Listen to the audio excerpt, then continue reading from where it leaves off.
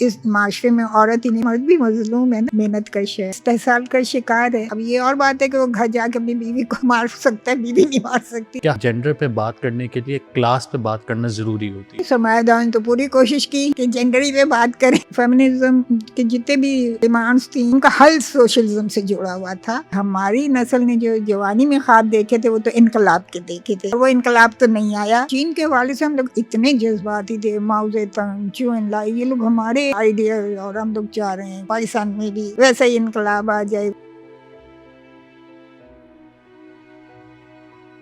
باہر سے کوک کلچر آیا، نائٹ کلبز آئے، ان کو طلاقیں ہو گئی. یہاں ایک مذہب ہے تو ہماری اخلاقی ویلیوز بہت اسٹرانگ ہوتی ہیں. اب وہ کہہ رہے ہیں پیسہ کماؤ پیسہ کماؤ، مذہب ویسے وہاں ہے نہیں، آئیڈیالوجی ختم ہو گئی. تو پروسٹیٹیوشن شروع ہو گیا. جو اسٹوڈنٹس انریسٹ ہوئے وہی تھینمن اسکوائر بہت بڑا اسکوائر، وہ بیٹھے رہے دھرنا دیے، انہوں نے ایک بلب نہیں توڑا. عجیب و غریب آواز سے میری نیند کھلی اور میں نے بالکنی میں جا کے دیکھا تو ٹینک گزرے. اندھی مساوات جو ہے نا، بلائنڈ اکوالٹی نہیں چلتی. جو روٹی کپڑا مکان کا نعرہ تھا وہ لیفٹ کے لوگوں کو سب سے زیادہ وہ کرتا تھا، لیکن ہمیں یہ عقل تھی کہ یہ اس طرح سے لیفٹ کے نہیں ہیں. کراچی یونیورسٹی میں جمعیت کی حکمرانی تھی تو ان کو یہ لگتا تھا اگر میں الیکشن جیت گئی تو باہر یہ میسج جائے گا کہ پیپلز پارٹی بھی جیتے گی. جب ہم چین میں ظاہر ریلیکس ماحول تھا. جب میں نے سوچنا شروع کیا تو پھر دوسرا سفر شروع ہوا، اسے آپ تصوف کا سفر بھی کہہ سکتے ہیں. السلام علیکم.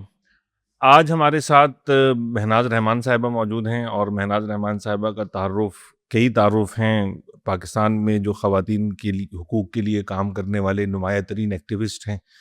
جن لوگوں نے اس کام کو پاکستان میں بالکل آغاز کیا ان میں ان کا شمار ہوتا ہے. پھر جرنلزم میں ان کا ایک کیریئر ہے، اور بالکل ابتدائی ہم اگر تاریخ دیکھتے ہیں پاکستان میں جو خواتین کا رول رہا ہے جرنلزم میں، ان میں مہناز صاحبہ کا نام نمایاں طور پر شامل ہے. اس کے علاوہ مہناز صاحبہ جو ہیں وہ آپ ایکٹیویزم کے ساتھ ساتھ آپ نے بہت سا کام جو ہے وہ ٹرانسلیشن کا بھی کیا. آپ چائنا میں بھی رہیں اور چائنا سے بھی پاکستان کے لوگوں کو وہاں کے حالات سے واقف رکھا 80 کی دہائی میں. بہت بہت شکریہ مہناز صاحبہ. میں شاید سارا تعارف تو آپ کا کمپلیٹ نہ کر سکوں.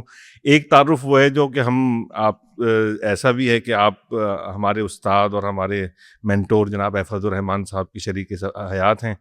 احفاظ صاحب کی وجہ سے آپ سے ہمارا ایک ایسا تعلق ہے کہ ہم بات ہی کر رہے تھے کہ it's kind of a family کی جی، کیونکہ آپ دونوں نے ہمیشہ احفاظ صاحب کے ساتھ کام کرنے والوں کو اپنے گھر کے فرد کے طور پہ سمجھا ہے. تو بہت شکریہ آپ کا تشریف لانے کا آج یہاں پہ. اور میں چاہوں گا کہ ہم اس گفتگو کو شروع کریں اس طرح کہ آج آپ جب دیکھتی ہیں اپنا سفر شروع سے، تو کیا لگتا ہے کہ جس طرح خواتین کے حقوق کے لیے پاکستان میں جن کوششوں کا آپ لوگ حصہ بنے اپنی اسٹوڈنٹ لائف کے ہی زمانے سے، تو آج آپ کو کتنا نظر آتا ہے کہ کتنی آگے بڑھی ہے وہ تحریک یا وہ موومنٹ؟ مطلب اگر مجموعی طور پہ ہم بات کریں تو یعنی ہم صرف اپنی تحریک کی بات نہیں کریں، اس دنیا کی سماج کی بات کریں تو ارتقاء جو ہے وہ تو ایک بنیادی عنصر ہے زندگی کا. تو جہاں تک ارتقاء کا تعلق ہے تو خواتین بھی آگے بڑھی ہیں، اور وہ ایک فطری عمل ہے جو کہ ہوتا ہی ہے. جیسے میں ہمیشہ کہتی ہوں کہ انسان غاروں میں رہتا تھا ایک زمانے میں، اور آج ہم سیمنٹ اور کنکریٹ کی بلڈنگز میں بیٹھے ہوئے ہیں. تو یہ ایک ارتقاء ہے. لیکن جو یہ کہ ہماری نسل نے جو جوانی میں خواب دیکھے تھے وہ تو انقلاب کے دیکھے تھے، اور وہ انقلاب تو نہیں آیا. لیکن اگر آپ عورتوں کے حوالے سے خاص طور پہ پوچھ رہے ہیں تو ظاہر ہے کہ دیکھیے پاکستانی سوسائٹی نا وہ بہت ہی ایک متضاد اور متنوع قسم کی سوسائٹی ہے، اور اس میں کوئی ایک بات آپ کہہ ہی نہیں سکتے، کیونکہ جو بات ایک طبقے کے لیے صحیح ہے وہ بات دوسرے طبقے کے لیے صحیح نہیں ہے. مطلب ہمیں کبھی نہیں بھولنا چاہیے کہ ہم ایک طبقاتی معاشرے میں رہ رہے ہیں، اور ہر طبقے کے اپنے مسئلے ہیں.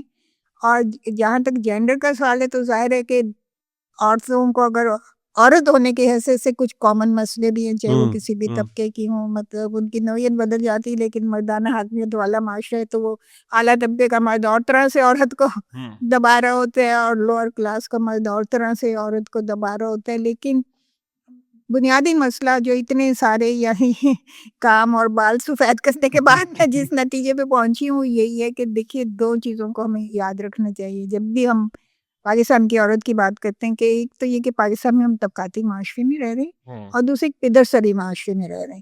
اب ادھر معاشرہ بھی ہمارے لیے بہت زیادہ مسائل پیدا کرتا ہے، اور طبقاتی معاشرہ نہ صرف ہمارے لیے بلکہ ہمارے طبقے کے مردوں کے لیے بھی مسائل پیدا کرتا ہے۔ صحیح صحیح۔ اچھا، اب ہم ذرا یہ سفر تو ہم نے تھوڑا سا ایک اس کا اوور ویو لے لیا، جس ایرا میں آپ نے اسٹوڈنٹ لائف تھی آپ کی 60-70s کی آپ کی جو اسٹوڈنٹ لائف ہے، آج تو بہت سی چیزیں دنیا بدل گئی، ہم دیکھتے ہیں کہ سوشل میڈیا بھی آ گیا اور چیزیں کافی مختلف ہو گئیں، ہمارا معاشرہ بھی کافی تبدیل ہوا۔ اس وقت آپ کیسے اس طرف آپ کا رجحان ہوا؟ آپ اسٹوڈنٹ تھیں اور اس طرف کیسے آپ آئیں، اسٹوڈنٹ ایکٹیویزم کی طرف کیسے آئیں؟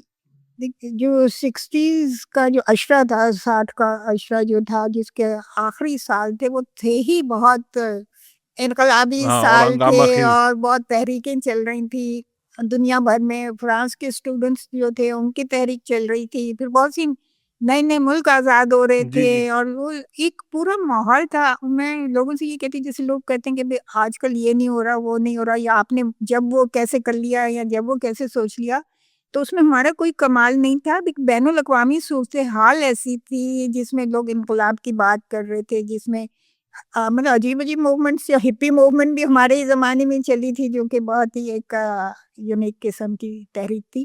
تو کہنے کا مقصد یہ ہے کہ جو بین الاقوامی حالات ہوتے ہیں وہ، اور ہم کیونکہ یونیورسٹی میں پڑھ رہے تھے تو وہ ہمیں متاثر کرتے تھے۔ ہمارے اساتذہ جو ہیں وہ لندن اسکول آف اکنامکس سے پڑھ کے آتے تھے اور ہمیں پڑھانا شروع کرتے تھے، تو وہ ظاہر ہے کہ اس وقت لندن میں جو بھی انقلابی چل رہا تھا سب کچھ وہ ہم تک منتقل ہوتا اور تھا۔ وہ مرکز تھا لندن اس وقت ان چیزوں اور کا۔ پھر دوسرے یہ کہ اس وقت تک ٹھیک ہے کمیونسٹ پارٹی کو شروع میں ہی وہ جو فیض سازش کے اس میں بین کر دیے گئے تھے، لیکن وہ تھے، وہ مطلب انڈر گراؤنڈ کام کرتے تھے۔ تو ہمارے یعنی جیسے جو اسٹوڈنٹس کی تنظیمیں تھی، NSF تھی، نیشنل اسٹوڈنٹ فیڈریشن وغیرہ، تو ان کے یعنی جو ان کو رہنمائی ملتی تھی وہ کمیونسٹ پارٹی کے مختلف گروپس سے ملتی تھی، اور ہم جڑے ہوئے تھے ان سے۔ بس بدقسمتی یہ تھی کہ اس وقت وہ پرو کیا نواز، چین نواز اور روس نواز دھڑے بن چکے تھے۔ NSF کا وہ کاظمی گروپ تھا اور ہم NSF رشید گروپ میں تھے۔ تو ہم ظاہر اس وقت ایک معصوم اسٹوڈنٹ تھے، ہمیں اتنی عقل نہیں تھی کہ اس کے پیچھے کتنی بڑی سیاست ہے، تو ہم بڑے کہتے تھے کہ بھی ان میں صلح ہو جائے، NSF کے گروپ سے صلح، بڑی معصومیت سے ہم کوشش کرتے تھے۔ اور وہ ان کی بعد میں جب عقل آئی پڑھا وڑا کہ وہ پیچھے تو بین الاقوامی مسئلے ہوتے ہیں، تو اس میں ہماری کوششیں جو تھی جوڑنے کی، آخری تک ہم یہی کوشش کرتے تھے کہ لیفٹ کے گروپ، آج بھی ہم یہی بات کرتے ہیں کہ لیفٹ کے اتنے گروپس ہیں جڑ جائیں تو شاید کوئی طاقت بن جائے، لیکن ظاہر ہے کہ وہ۔ اچھا، آپ کب NSF میں کب شامل ہوئی ہیں؟ میں جب یونیورسٹی میں نے داخلہ لیا تو اس وقت بھٹو کو گرفتار کیا گیا تھا۔ اچھا، اس وقت ہم NSF کا مطلب میں نے نام بھی نہیں سنا تھا، کیونکہ میں حیدرآباد سے BA کر کے آئی تھی، اچھا، صحیح۔ اور کراچی یونیورسٹی میں NSF ہے یہ مجھے نہیں پتا تھا۔ لیکن جب میں بحث اس زمانے میں ذرا ایک کھلا ماحول تھا، سیاسی بحث ہوتی تھی اور سب کچھ، تو جب بھی میں کوئی بات کرتی تو سامنے والا کہتا کہ اچھا تو آپ NSF کی ہیں؟ تو میں کہتی پتہ نہیں کہ NSF کیا، یعنی اس وقت مجھے یہ بھی نہیں پتا تھا کہ NSF کوئی جماعت ہے، لیکن میری جو باتیں، میری جو خیالات اور میری جو سوچ تھی یا میرے جو نظریات تھے وہ وہی تھے جو بعد میں مجھے پتہ چلا کہ وہ سیم تھے، ہم ایک ہی بقول شخص، جیسے آج کل کہتے ہیں ایک ہی پیج پہ تو ایک ہی پیج پہ NSF میں ایک ہی پیج پہ تھے۔ اور ہوا یہ کہ وہ میں نے میراج محمد خان بہت مشہور تھے اس زمانے میں، حالانکہ وہ اسٹوڈنٹ لائف سے تو ہٹ چکے تھے، لیکن ان کی جو بھتیجی تھی وہ میری بیسٹ فرینڈ تھی اصل میں۔ اچھا، تو ان کی وجہ سے میراج صاحب سے رابطہ ہوا، اور پھر وہی جیسے فیملی ٹرمز ہو جاتے ہیں، تو ایک تو وہ رابطہ تھا، پھر وہ ہماری جو دوستی رخسانہ ان کا نام تھا، اللہ بخشے، وہ کووڈ میں چلی گئی، تو انہوں نے ہمیں الیکشن لڑوا دیا صحیح، اکنامک سوسائٹی کا۔ بالکل۔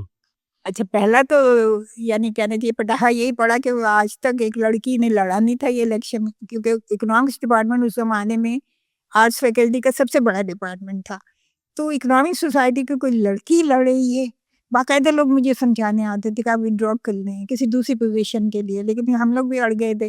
تو بس پھر وہ جب ہم کھڑے ہوئے الیکشن میں تو پھر جتنے بھی لیفٹ کے گروپ تھے یونیورسٹی میں وہ سب، کیونکہ اس سے پہلے ہم جو ہنگامے لیفٹسٹ لوگ کرتے ہیں وہ کر چکے تھے، جس سے لوگوں کو اندازہ ہو گیا تھا کہ میری کیا آئیڈیالوجی ہے، کیونکہ جماعت اسلامی نے کویشچنر، اسلامی جمعیت طلبہ ایک کویشچنر بھرواتے تھے جب اسٹوڈنٹس داخلہ لیتے تھے، اور ہمیں بہت شوق ہے, ہم کبھی منع نہیں کرتے, بھر دیا وغیرہ.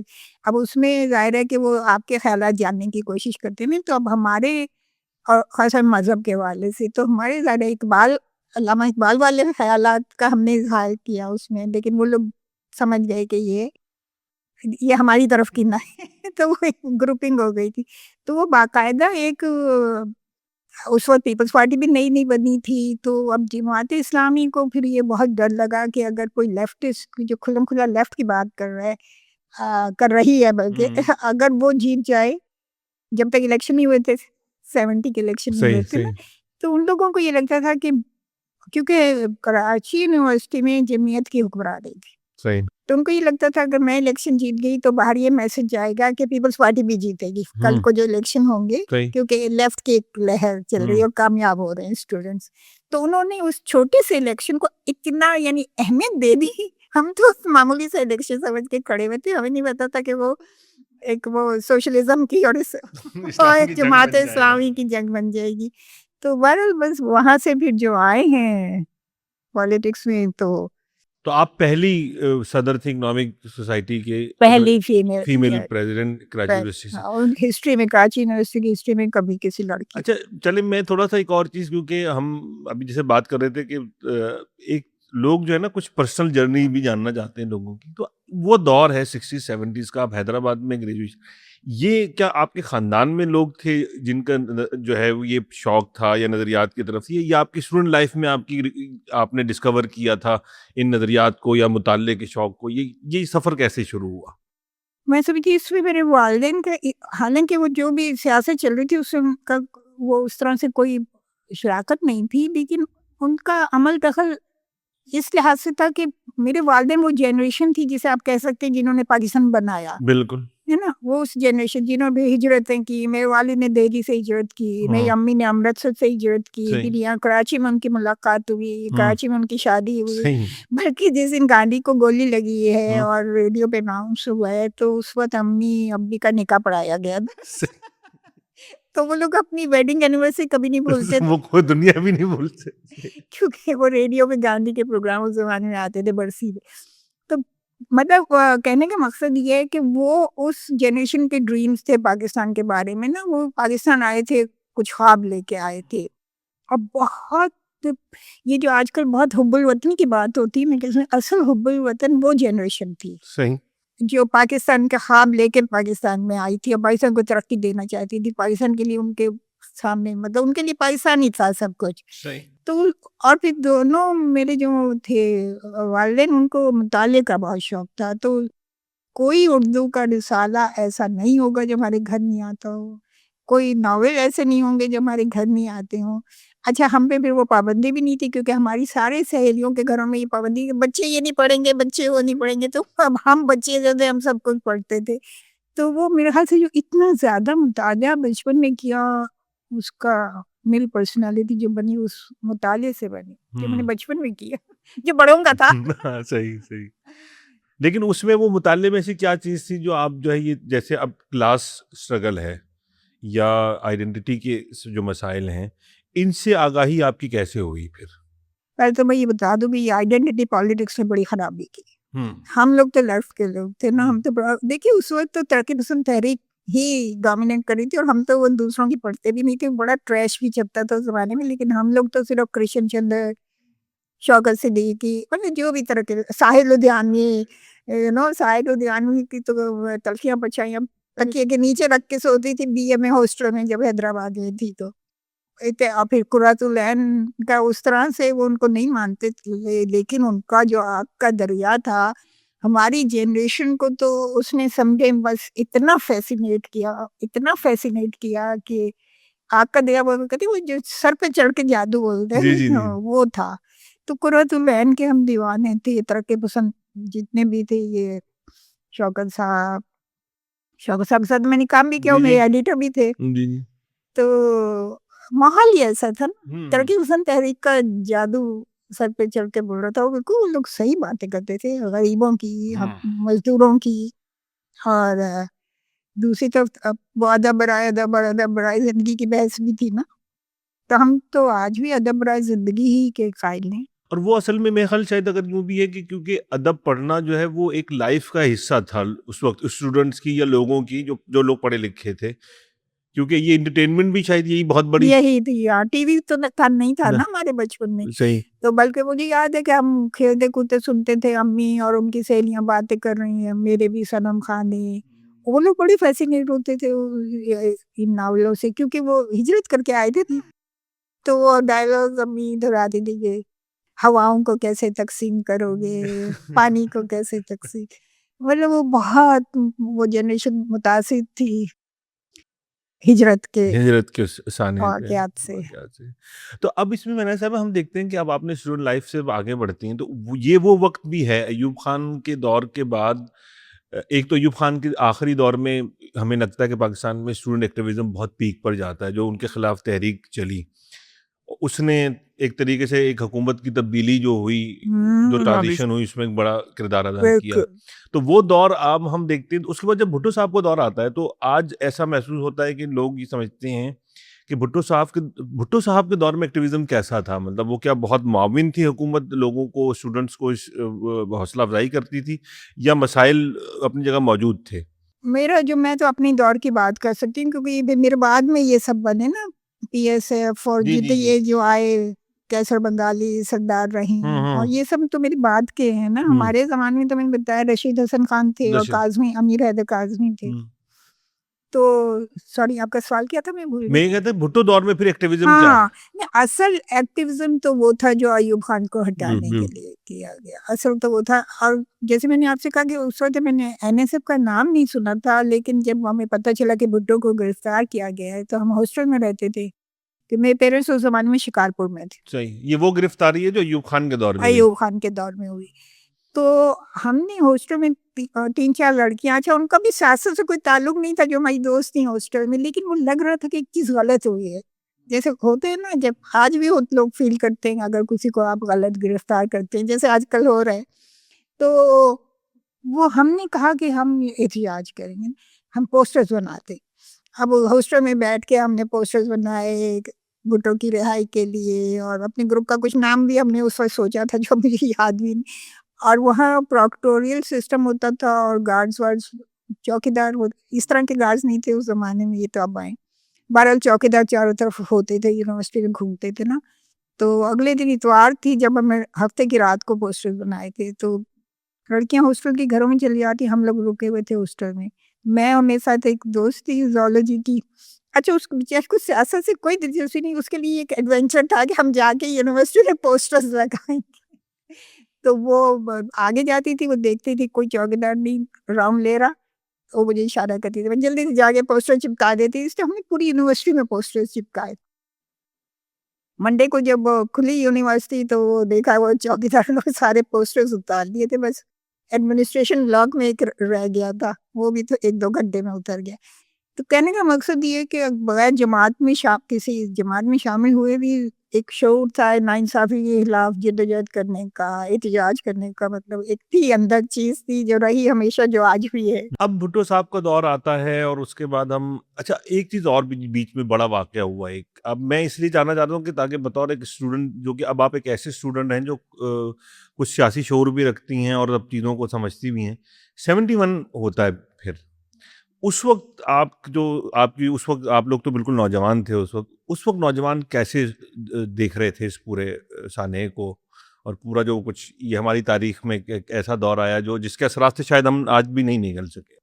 ہاں بالکل. اصل میں 70 میں فائنل کا دے کے میں چلی گئی تھی شکارپور اپنے پیرنٹس کے پاس. صحیح. مجھے یاد ہے میں عصر کی نماز پڑھ رہی تھی، اور ریڈیو ہوتا تھا اس زمانے میں، تو ریڈیو پہ اندرا گاندھی کی تقریر آ رہی تھی کہ ہم نے توڑ لیا اور ہم نے 2 ٹکڑے کر دی، کچھ اس قسم کے. اور میں رونا شروع ہوئی، نماز پڑھتے میں رو رہی تھی، سجدے میں گر کے میں رو رہی تھی. اور جو آپ کا سوال ہے اس میں سب سے جو بڑا مسئلہ وہ ہمیں بالکل تاریکی میں رکھا گیا تھا. ہمیں کچھ نہیں پتا تھا کہ ایسٹ پاکستان میں کیا ہو رہا ہے، بلکہ میں اپنی غلطی کا اعتراف بھی کروں کیونکہ میں وہاں جا کے بند ہو گئی تھی.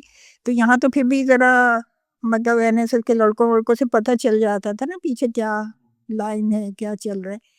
وہاں تو ہمارے گھر میں تو ڈائجسٹ آتے تھے، شکار اردو ڈائجسٹ تو محبت کا زمزم بہہ رہے ہیں. انہوں نے اتنا مس گائیڈ کیا، اتنا مس لیڈ کیا کہ ہم لوگ یہ سمجھ رہے تھے کہ وہاں مطلب میں اعتراف کر رہی ہوں سب کے سامنے کہ میں نہیں سمجھ سکی کہ اس فائزہ میں کیا رہا. پیچھے کوئی گائیڈ کرنے والا بھی نہیں تھا. یونیورسٹی میں ہوتے تو ظاہر گائیڈنس مل جاتی ہے، ہم تو گھر جا کے بیٹھ گئے تھے. تو وہ لیکن صرف وہ میرے ساتھ نہیں، وہ پوری قوم کے ساتھ تھا. کیونکہ جب پتہ چلا کہ جنرل نیازی نے ہتھیار ڈال دیے تو کئی لوگوں کا ہارٹ فیل ہوا ہے. جو اس وقت بوڑھے لوگ تھے ان کا ہارٹ فیل ہو گیا صدمے سے. یعنی میں بتا رہی ہوں کہ میں نے نماز میں رو رہی تھی اور سب، تو جو بوڑھے لوگ تھے ان میں سے کئیوں کا تو ہارٹ فیل ہو گیا. کیونکہ یہاں ہمیں اس میں رکھا گیا تھا کہ کچھ وہاں ایسا نہیں ہے. وہ تو آخری دن تک جنہوں نے یہاں کا اور وہ 7واں بحری بیڑا آ رہا ہے، اس کا بڑا شور مچت تھا. بالکل ہم ڈارک میں تھے، ہمیں کچھ نہیں پتا تھا کہ ایسٹ پاکستان میں کیا ہو رہا ہے، نہ کچھ سمجھ آ رہی تھی. اور یہ تو پھر بعد میں سمجھ آئی نا کہ وہاں کتنی ناانصافیاں ہوئیں، کتنی زیادتیاں ہوئیں. اب ہم یہ باتیں کرتے ہیں لیکن اس وقت تو بالکل ایک کہنا چاہیے کہ ڈارک میں تھے ہم لوگ، کچھ ہمیں سمجھ نہیں آ رہا تھا. اور شاید اسی وجہ سے لوگوں کو شاید صدمہ بھی بہت زیادہ بہت صدمہ ہوا، کیونکہ وہ ایک اچھی امید لے کے بیٹھے ہوئے تھے کہ مطلب آپ سوچے ایک ملک کا ایک ٹکڑا، اور جو بڑے زیادہ وہ ہم سے چلے گئے، یعنی ہمارا ملک ٹوٹ گیا اور ہم نے کچھ نہیں سیکھا. ہم نے کچھ نہیں سیکھا.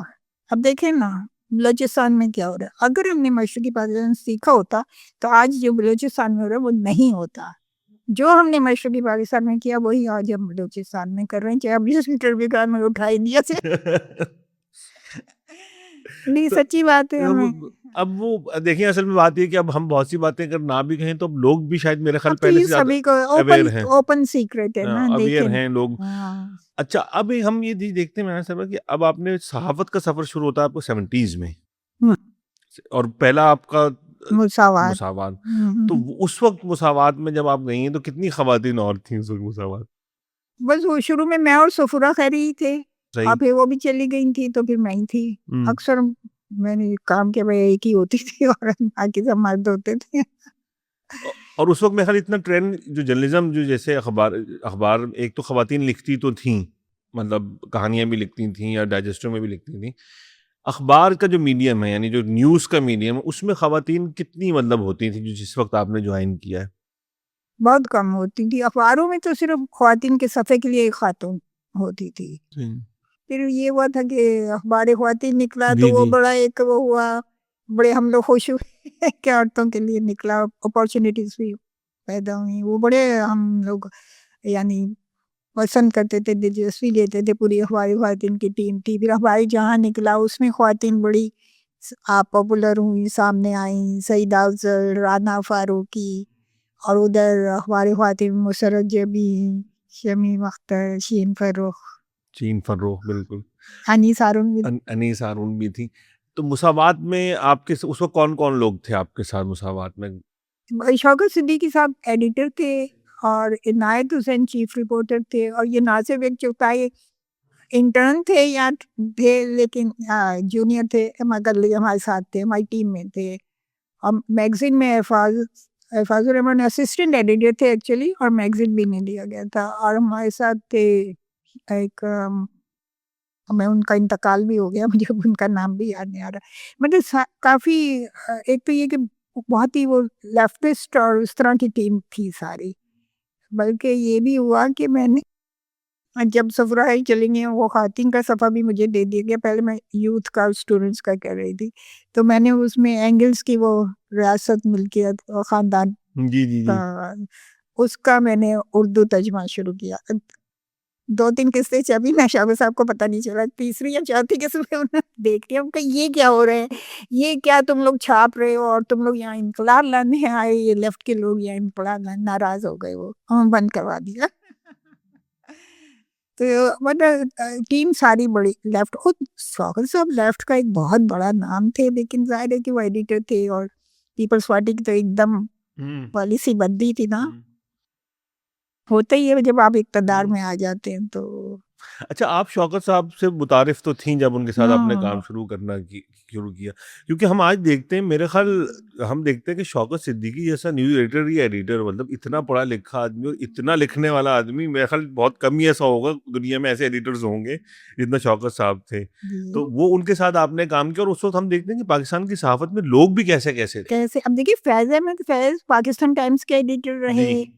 شوکت صاحب مساوات کے ایڈیٹر، مطلب یہ کتنے بڑے نام ہیں نا، لیکن یہ لوگ صحافت میں تھے. اس میں ایک وہ بدقسمتی بھی یہ تھی نا کہ ادیبوں کے پاس بیچاروں کھانے پینے کو کچھ نہیں ہوتا، کھانے مطلب روزی جو آتے پیسے جو آتے تھے وہ صحافت سے آتے تھے. بالکل.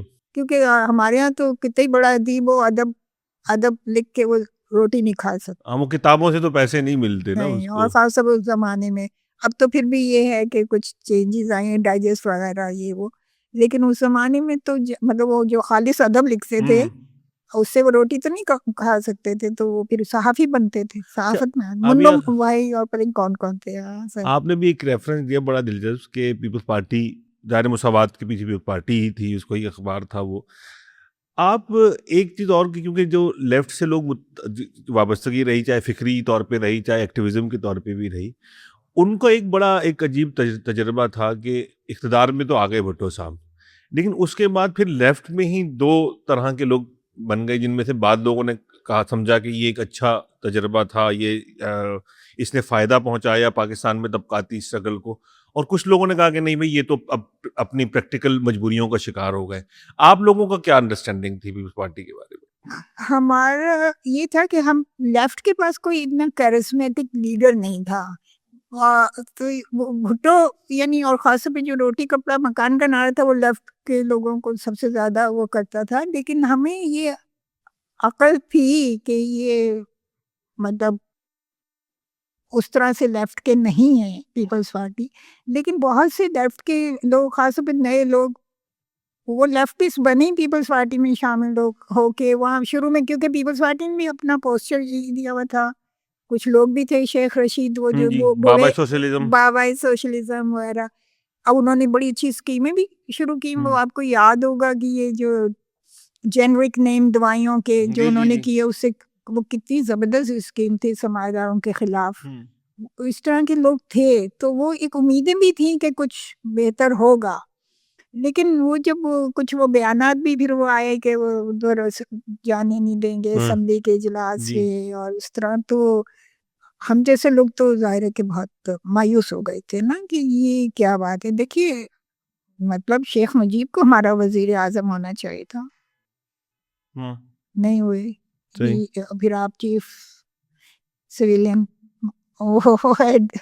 مارشل ایڈمنسٹریٹر بھی بن گئے. تو وہ یہ سب کچھ ہوا. بلکہ میں نے تو اسی زمانے میں سیپ کا اگر وہ جو 100 افسانہ نمبر تھا، میرا افسانہ بھٹو پہ تھا. اس میں مایوسی، جو بھٹو سے مایوسی ہوئی نوجوان نسل کو، اسی پہ تھا. تو یعنی یہ میں نے بہت شروع میں لکھا تھا، تو ہمیں اندازہ تو ہو گیا تھا. لیکن بات یہ تھی کہ ہمارے پاس کوئی اپنا اور لیڈر ہی نہیں تھا، کوئی اور تھا ہی نہیں جو جس سے ہم تو. لیکن جب وہ حکومت میں آگے تو پھر تو تھا کہ یہ انقلاب اس طرح سے تو نہیں. لیکن کچھ نہ کچھ شاید تھا کہ کچھ تبدیلی کریں گی. وہ تو دیکھیں نا ابھی بھی ہے کہ ابھی جیسے اگر میں عورتوں کے لیے کام کر رہی ہوں تو عورتوں کے لیے جتنا مطلب یہ لیجسلیشن سندھ میں ہوا ہے اور جگہ نہیں ہوتا. مطلب پیپلز پارٹی کے دور میں یہ تو ہوتا ہے کہ وہ اس طرح کے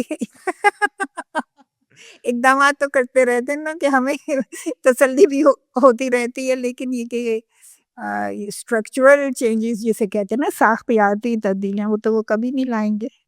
اور پھر یہ وہ وقت ہے کہ جیسے آپ نے کہا کہ میراث صاحب سے تو آپ کا ایک ریلیشن ایسا بھی تھا نا کہ وہ خاندان میراث صاحب ماتوب ہو گئے. میراث صاحب کا کتنا برا کیا.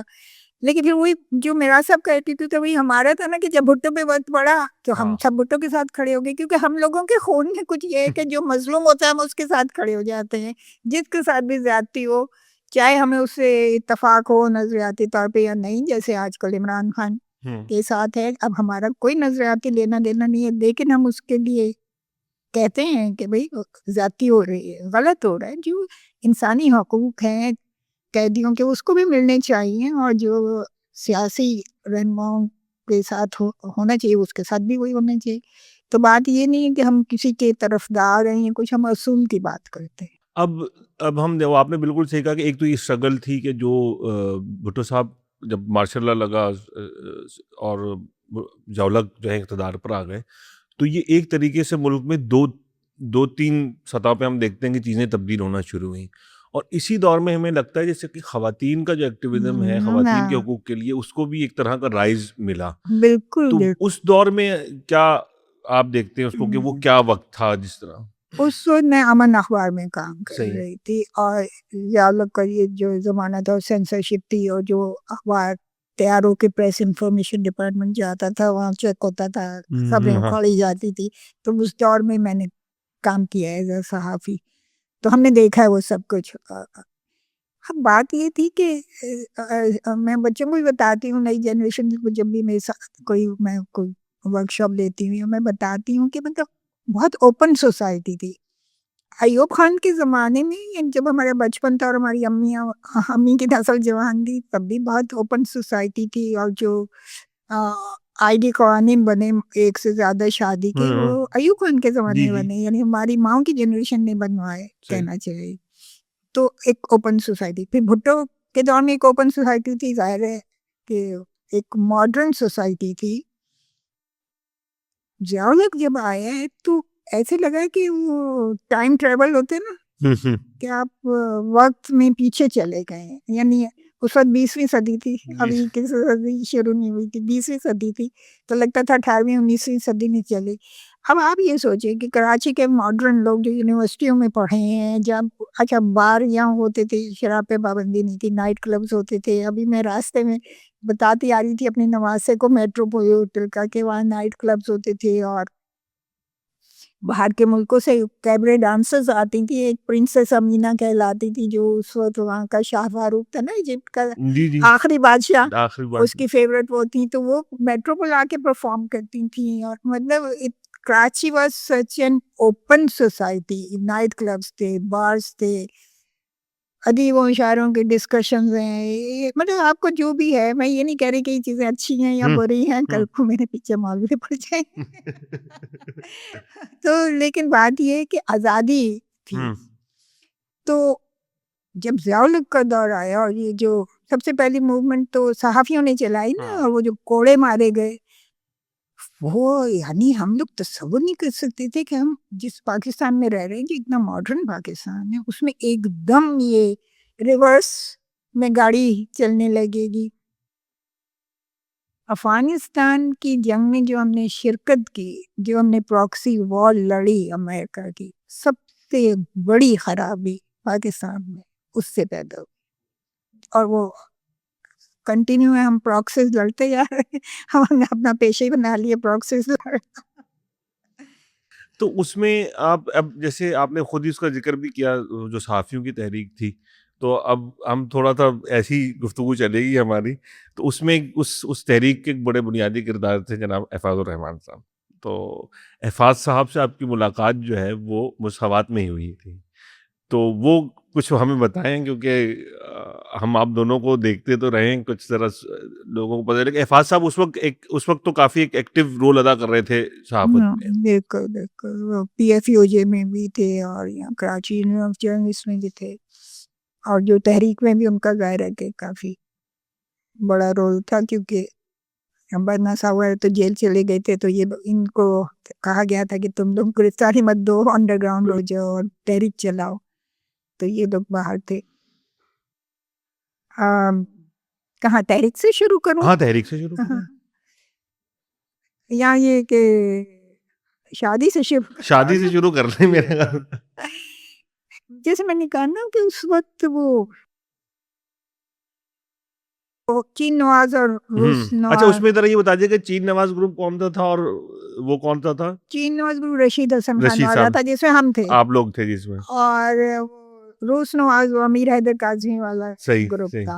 اور پیچھے جو کمیونسٹ پارٹی کے گروپس تھے وہ سب بھی اس میں چین نواز روس نواز میں بٹے ہوئے تھے. تو اصل میں یعنی ہم لوگ جو تھے چین نواز کچھ بہت جذبات، چین کے حوالے سے ہم لوگ اتنے جذباتی تھے، ماؤ زیدونگ، چو ان لائی، یہ لوگ ہمارے مطلب سمجھ لیں کہ آئیڈیل، اور ہم لوگ چاہ رہے ہیں کہ پاکستان میں بھی ویسا ہی انقلاب آ جائے، ویسے ہی بن جائے. تو چین اصل عشق چین کا تھا، اور احفاظ کیونکہ چین سے نئے نئے آئے تھے اور لیفٹ کے تھے، تو مگر وہ اتنا تھا لوگوں میں کہ باقاعدہ جو لیفٹ کے لوگ تھے ینگ، وہ دیکھنے آتے تھے احفاظ کو مساوات کے دفتر کہ کون بندہ ہے جو چین رہ کے آئے. یعنی اتنے ہم لوگ چین کے دیوانے تھے اس زمانے میں، تو ہم بھی تھے. ایک جو بنیادی وجہ تھی وہ تو یہ تھی. واہ آئیڈیالوجیکل، یہ آئیڈیالوجیکل تھا. مطلب ٹھیک ہے، محبت بھی تھی، عشق بھی تھا، سب کچھ تھا، لیکن بنیادی وجہ آئیڈیالوجی تھی. تو اس میں بیچ میں ہمیں عباد نے بھی جوائن کر معذرت، لی ہے. یہ کراچی ایئرپورٹ کا ٹریفک تو میں پھنس گیا. میڈم کیونکہ ابھی میں نے جوائن کیا تو ایک سوال جو میں گھر سے لے کر آیا ہوں، اور وہ میں سوال بیچ میں لے کر آ جاؤں گا. مجھے نہیں پتا کہ اس وقت ابھی کون سی کانٹیکس میں گفتگو ہو رہی ہے. ابھی تو تحریک پر ہیں، آپ سوال کر لیں، ہم گفتگو کو وہیں سے شروع کر دیں گے. چلے، میں جب دیکھتا ہوں اپنے سینئرز سے پوچھتا ہوں اور ان کے حالات جو 1960s 70s 80s کی ایکٹیویزم، اور خاص طور پر وومن ایکٹیویزم کے بارے میں بڑا انٹرسٹنگ سا ہے کہ اس کے اندر ہم وہ تصویر دیکھتے ہیں رانا صاحب جس میں وہ دوپٹے جلائے جا رہے ہیں، ضیاء کے خلاف موومنٹ ہو رہی ہے. تو میڈم آپ نے تو یہ تمام چیزیں آپ تو آن گراؤنڈ ہوں گی، رپورٹ کیا ہوگا، اس پارٹ رہی ہوں گی. پھر اب ہم دیکھتے ہیں کہ ایک فورتھ ویو آف فیمنزم اور عورت مارچ، ایک نئی سوشل موومنٹ. اس کا میں تقابلی جائزہ لینا چاہ رہا ہوں کہ کیا آپ جب اس کو دیکھتے ہیں کہ آپ سمجھتے ہیں کہ یہ جو آج کی وومن رائٹس موومنٹ ہے یہ اس کی ایکسٹینشن ہے، یا یہ ایک جدید نئی فارم ہے جو کہ ویسٹرنائزڈ ہے، یا یہ ہماری سماج سے روٹڈ ہے؟ تو اس حوالے سے آئی نو کہ میں اچانک سے لے کر آیا ہوں میں سوال، اور یہ معاملات تک آنے والے تھے. اچھا آنے والے تھے، چلیں. کیونکہ ہم صحافیوں تک صحافیوں سے موومنٹ عورتوں کے زمانے میں، لیکن ذاتی طور پہ یہ جو ہے میں اس کو جنریشنل ایک ایڈوانسمنٹ سمجھتی ہوں عورت مارچ کو. کیونکہ ہمارے ساتھ مسئلہ یہ ہو گیا تھا نا کہ ہمارے ساتھ تو ضیاء الحق کے وہ جو آ گئے تھے امتیازی قوانین، اور یہ تو ہماری تو ساری انرجی سب کچھ انہی قوانین کی ناانصافیوں کے خلاف جدوجہد میں تھی نا. تو اور یہ جو ابھی میں ان سے بات کری تھی کہ ایک پدر سری معاشرہ جو ہے وہ سب سے بڑی وجہ ہے ہمارے عورتوں کے مسائل کی. تو وہ جو پدر سری حوالے سے جو ہمارے مسئلے تھے، ہمیں ٹائم ہی نہیں تھا ان کے بارے میں بات کرنے کا، کیونکہ ہم تو ضیاء الحق کے قوانین کے خلاف رو رہے تھے اور سڑکوں پہ نکل رہے تھے اور ڈنڈے کھا رہے تھے اور سب کچھ کر رہے تھے. تو that's the difference if you want to know. اور بالکل دیکھیں نا، اگر آج کی کہ میرا جسم میری مرضی، تو اس میں کیا ہے، مطلب اب وہ بات ہے انڈرسٹینڈنگ کی. کیونکہ دیکھیں بینگ اے وومن ایکٹیوسٹ، جب میں نے یہ نعرہ سنا تو مجھے لگا کہ یہ ریپ کے خلاف ہے. میری نظر میں یہ نعرہ ریپ کے خلاف ہے کہ کوئی کسی عورت کو اس کی مرضی کے خلاف چھو نہیں سکتا، یعنی کسی کو حق نہیں ہے کہ وہ اس کا ریپ کرے. میری انڈرسٹینڈنگ یہ ہے. لیکن میجورٹی جو رائٹ ونگ کی ہے پاکستان میں، اس نے اس کو فحاشی کی طرف لے گئے. اور اب یعنی آپ دیکھیں، کیونکہ میں نے تو کام کیا ہے نا وومن رائٹس کے لیے، تو چھوٹی چھوٹی بچیوں کا ریپ جو ہوتا ہے، اب جب وہ ہمیں کہتے ہیں کہ یہ مغرب زدہ عورتیں ہیں اور یہ ایسا لباس پہنا ہوگا، ایسی بات کی ہوگی، تو وہ 2-4 سال کی بچی نے کیا کیا ہوگا کوئی مجھے بتائے، اس کا ریپ کیوں ہوتا ہے؟ یعنی اصل جو خرابی ہے جو اور وہ بھی میں سمجھتی ہوں کہ ایک جو ضیاء الحق کے دور میں جو جن سے گھٹن پیدا کی گئی، میں تو سمجھتی ہوں اس کا نتیجہ ہے. یہ میں ذاتی طور پہ سمجھتی ہوں.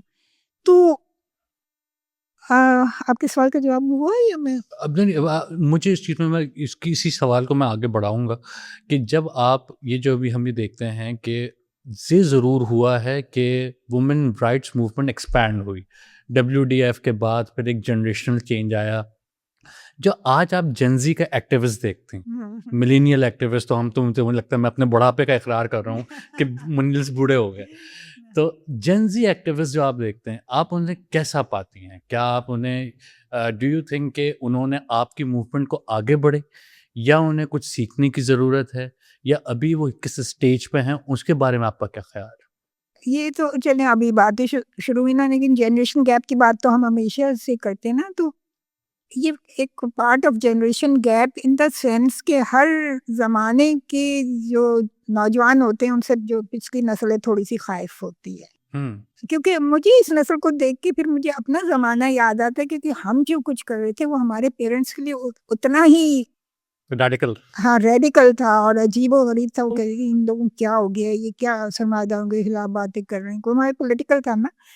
تو جنریشن گیپ ہی کو اگر آپ ذہن میں رکھ کے یہ سوال کو کی طرف دیکھیں تو ہر جنریشن جو ہے وہ تھوڑی زیادہ جوشیلی, زیادہ ریڈیکل, زیادہ معاشرے کو تبدیل کرنے کی, اور جو پچھلی جنریشن ہوتی ہے وہ تھوڑا سا ایکسیپٹنس ان میں آ چکی ہوتی ہے یا تھوڑا سا تھک گئے ہوتے ہیں.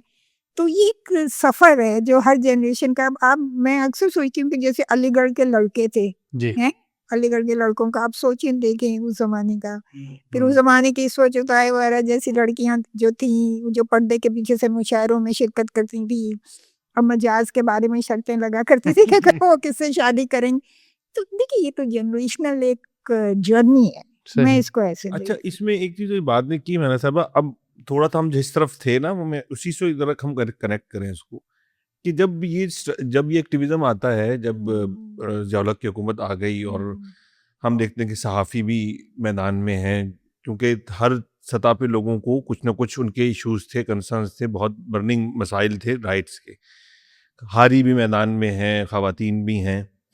اس وقت تک ہمیں لگتا ہے کہ یہ کیونکہ سب کچھ ایک کلاس اسٹرگل کے اندر ہی ہو رہا تھا, لیکن آپ کو نہیں لگتا کہ وہ جو وقت تھا اس نے ایک تبدیل کر دیا کہ اب جو ہمیں خواتین کے لیے ایکٹیویزم نظر آتا ہے وہ زیادہ تر اس کے جو اس کا جو وہ بن گئی کہ وہ جینڈر ایکویلٹی کی بات تو ہوتی ہے, لیکن اس میں سے کلاس اسٹرگل کا معاملہ ایسا لگتا ہے شاید پیچھے ہٹ گیا ہے. آپ کو نہیں لگتا کہ اب جو پاکستان میں ویمن ایکٹیویزم ہے وہ زیادہ ان ایشوز سے ڈسکنیکٹ ہو گیا جس میں آپ لوگ اس وقت تھے؟ تو اس وقت تو آپ کے ساتھ حبیب جالب بھی کھڑے ہوئے تھے, اس وقت تو آپ کے ساتھ صافی بھی کھڑا ہوا تھا, اس وقت تو آپ کے ساتھ ہاری بھی کھڑا ہوا تھا. تو یہ ڈفرنس آپ کو نہیں لگتا کہ پیدا ہوا ہے؟ نہیں, بہت اچھا سوال ہے, اور یہ یہاں کا نہیں ہے پاکستان, یہ انٹرنیشنل لیول پہ یہ بات ہو رہی ہے, اور یہ تنقید بھی ہوتی ہے سوشلسٹ حلقوں کی طرف سے کہ یہ جو جینڈر وغیرہ کی بات کر کے یا دوسرے لفظ آئیڈینٹی پالیٹکس کو وہ کر کے نا آپ نے لیفٹ کے, اور جو میں نے شروع میں بھی آپ سے کہا تھا کہ یہ تنقید بالکل ہو رہی ہے, اور یہ صرف پاکستان میں نہیں ہو رہی, کیونکہ آپ نے وہ جینڈر, میں تو اپنی جینڈر کی ورک شاپس شروع اس جملے سے کرتی ہوں کہ صرف اس معاشرے میں عورت ہی نہیں مرد بھی مظلوم.